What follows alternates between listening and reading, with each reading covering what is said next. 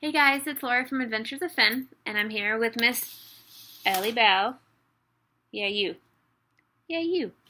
And today we're going to talk a little bit about the prong collar, kind of debunk some myths about it, and then just educate you on how to put it on and off your dog, why we use it, and yeah, that's pretty much it. So, this is a prong collar. This is a large one. This is a 3.0, I think. And then this is the small one, that is a 2.25. And I only use a Herm Springer. I don't know if you can see that. Springer. The reason I only use Springer is because it's the only high quality one I have found.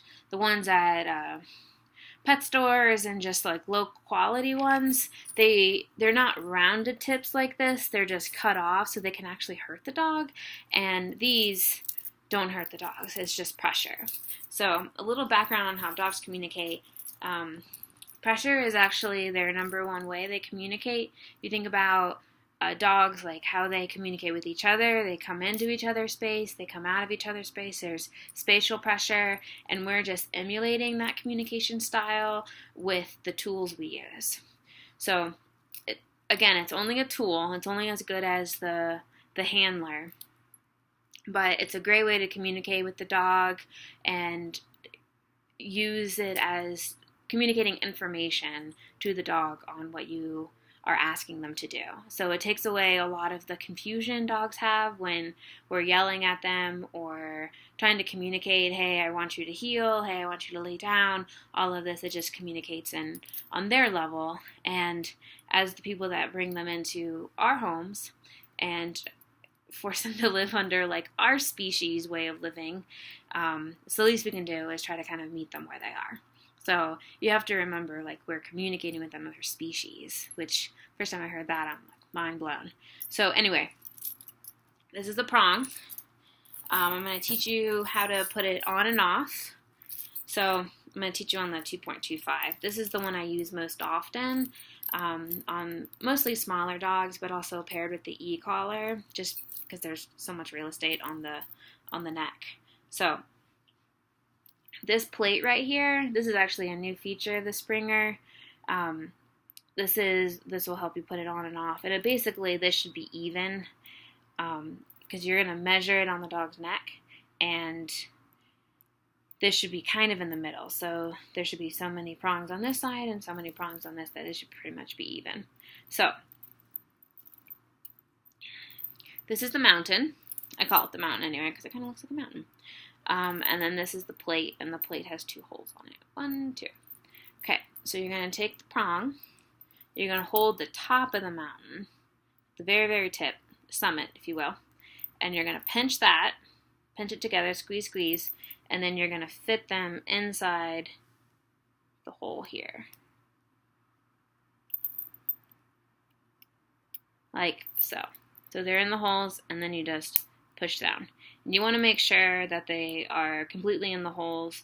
I've even done it myself, and I've had to correct it, where it doesn't go in all the way, and only one of the prongs is in. I'll try to demonstrate.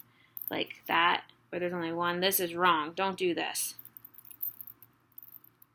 No bueno. You gotta do it this way. Squeeze top of the mountain, push down, and voila. So, Miss Ellie Bell is going to demonstrate how we put it on, how we put it to the dog, and how it's best communicated to the dog.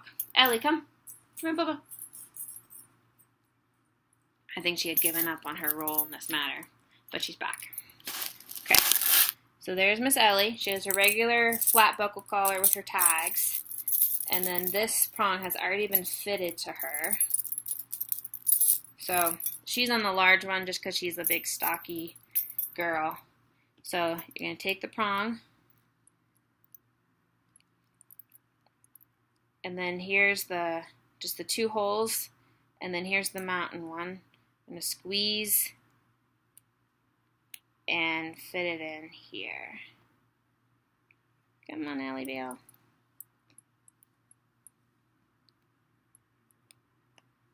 Alright, so it's hooked in there. And then you can see on the top right there, it's high on the neck. There's enough where it's not pulling on her when we're not walking, but it's not so loose that it's ineffective. It should not be worn as a necklace. It should be higher up on the neck, so it actually is at a working level.